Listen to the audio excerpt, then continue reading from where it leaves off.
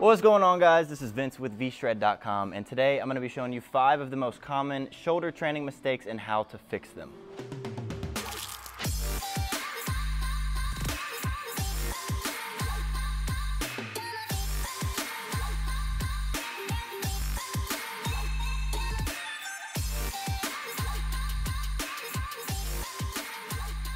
All right, so when it comes to training your shoulders, there's obviously a lot of different mistakes that you see very commonly when you go to the gym.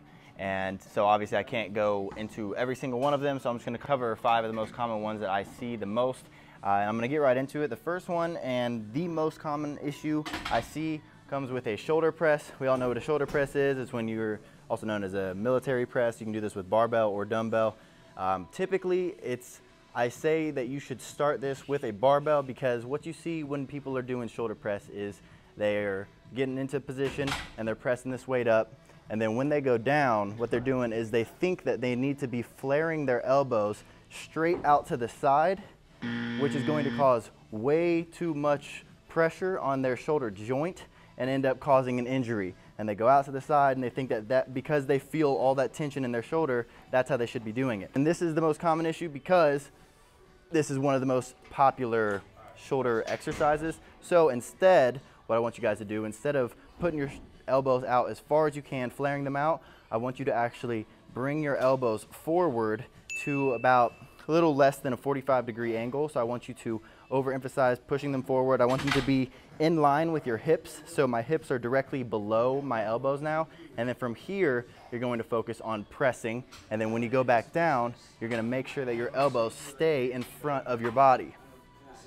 And the reason that you want to have your elbows coming in front of your body is because your shoulder joint, the shoulder socket, it doesn't sit straight out. It actually sits at a slight angle forward, which is why your elbows need to be at a slight angle forward in order to work your deltoids evenly. So that's gonna be the first thing that you guys need to fix. And then the second one is also going to be in relation to a shoulder press. And now let's say that you do fix the first one and you do you do get your elbows slightly forward. The next issue that I see is typically it comes from people using too much weight and needing to cheat a rest, because they go down, they press this weight up, and they sit there for a second and they straighten their arms, they lock their elbows out, and right here is a cheated rest. If I go down, perfect form, press back up, straighten my arm, lock my elbows out, I'm resting. Down, up, resting. Instead, what you want to do is really focus on not losing tension at the top of the exercise. So you're going to go down, up to the top, squeezing, getting the peak contraction of your shoulder without locking out your elbows at the top. You want to squeeze your shoulder, go right back into the next rep. Up, squeeze your shoulder, right back into the next rep. Up, squeeze your shoulder, right back into the next rep. And when you stop cheating that half second of rest at the top of your rep, you're all of a sudden going to have continuous tension on the muscle, and you're going to feel a much deeper burn in that muscle. So that's the second tip. Now, the third tip, we're gonna get rid of the shoulder press. We're gonna pick up some lighter dumbbells here, because we're gonna be moving on to more of an isolation exercise, like a lateral raise or a front raise. And then the last tip, we're actually gonna move into a reverse fly to work the rear delts. But when it comes to lateral raises, we're gonna go into the side raises. The most common issue I see here is people going too heavy. And it goes a little bit deeper than that, because you could say, well, what's too heavy? Too heavy is when you start recruiting other muscle groups when you're trying to isolate a certain muscle group. So when you're doing lateral raises out to the side, you're trying to isolate the medial head of your deltoid. You're not trying to hit your traps. You're not trying to hit anything but that medial head, that outer head. And so what happens is people load up on too much weight. Let's imagine that these are like 30, 40-pound dumbbells. Get into position, and then they end up bringing this weight up, and it becomes too heavy, and you see this. A lot. And now, if you didn't see anything wrong with that, you're probably guilty of this. What was happening was, yes, from about here to about here, I was using the medial head of my deltoid, the side delt.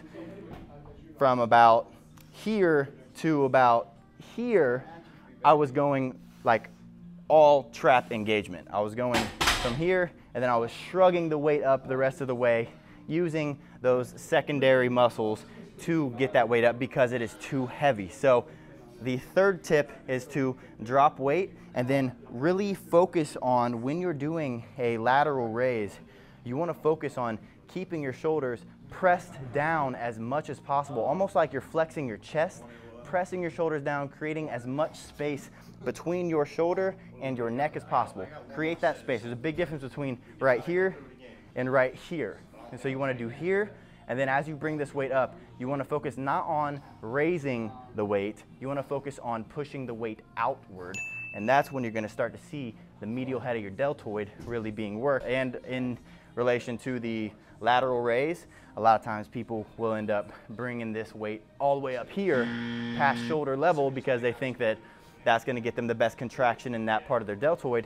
When you're doing this lateral raise, you actually want to stop. When you're doing this right, your body will naturally not be able to go past about just under shoulder height, and that's going to allow you to get that peak contraction. So you're going to press your shoulders down, push the weight outward. You want to go outward, not up. Press it outward, and that's what's going to really give you the best contraction of that medial head of your deltoid. So that's the third tip. The fourth tip is, again, going to be relating to a raise. It can be front raise, it can be lateral raise, whatever it might be, is to stop resting at the bottom. When people are getting any kind of weight and they're doing any kind of, whether that's a side raise or a front raise, when they bring the weight down, they end, so that, let's say they have perfect form and they're pressing this weight outward, getting that peak contraction, and then bringing it down to here. Right here is the same thing as a shoulder press. When my arms are straight up, I'm resting. When my arms are straight down, I'm resting. I'm just holding this weight now. Instead, what you want to do is, instead of calling this your starting position, you want to call this your starting position. And then from here, you're going to press that weight outward, bring it up peak contraction, back down to here, and you're going to stop right there. And your full range of motion is going to be right here. And it's the same thing with a front raise. If you're going to go out to the front of you, you want to make sure that you're pushing your shoulders down, you're pressing this weight out frontwards rather than lifting the weight up, because again, you'll get trap engagement. And then you want to not start right here, but start right here, because right here, my front delt is now being activated. Right here, nothing's being activated. So the starting position is right here, press the weight forward, get that peak contraction, which is going to be just below shoulder level if you're doing it right, back down to starting position, which is with your arms slightly forward. Full range of motion, right here. So that's the fourth tip. Now the fifth tip is going to be relating to a rear delt fly, also known as a reverse fly, and you can do this with a machine, you can do this with a dumbbell, you can do this with a cable. The most common issue I see with this, and I've talked about this in past videos, is people end up, again, loading up on too much weight. Therefore, they start cheating and they start using assisting muscle groups like their traps and their rhomboids. If you don't know what your rhomboids are, obviously traps are up here. Rhomboids are basically the muscle that runs down. So it's like your traps, and your muscles are going to run down the middle of your back. So what happens is, when people start doing some kind of reverse fly, which is like this, this is what you see a lot of times. And the issue that I have here is that when you're bringing this weight up, you end up, and typically it's with heavier weights than 10-pound dumbbells, but when you're trying to isolate a muscle group as small as the posterior head of your deltoid, such a small muscle, you have to understand that you're going to be using light weight. You can't load up on a ton of weight when you're isolating such a small muscle group. So drop the weight, and then what you want to focus on is, instead of bringing this weight up, you're obviously, like I said, you're going to bring the weight outward, like I told you with the lateral raises and the front raises. You're going to bring the weight outward, but then also you're going to overemphasize rolling your shoulders forward, because that roll of your shoulders forward is going to allow you to isolate that rear delt and not, more importantly, not stimulate your rhomboids or your traps. So instead of this, which is a lot of trap and rhomboid engagement, you're going to roll your shoulders forward and you're going to press this weight out. And then, just like the other tips, you're not going to bring it down to here, because this is a rest. You're gonna bring it to about here. And then you're gonna roll your shoulders forward, press the weight out, and this is gonna be the correct exercise. Ooh. So, next time you guys are gonna hit shoulders, I'm gonna recap real quick. Make sure that you are not flaring your elbows out on shoulder press. You're not resting at the top of shoulder press. You wanna get the peak contraction, but you don't wanna rest. With lateral raises, you wanna make sure that you are using weight that you can control. You wanna press the weight outward. You want to make sure that you are not shrugging up.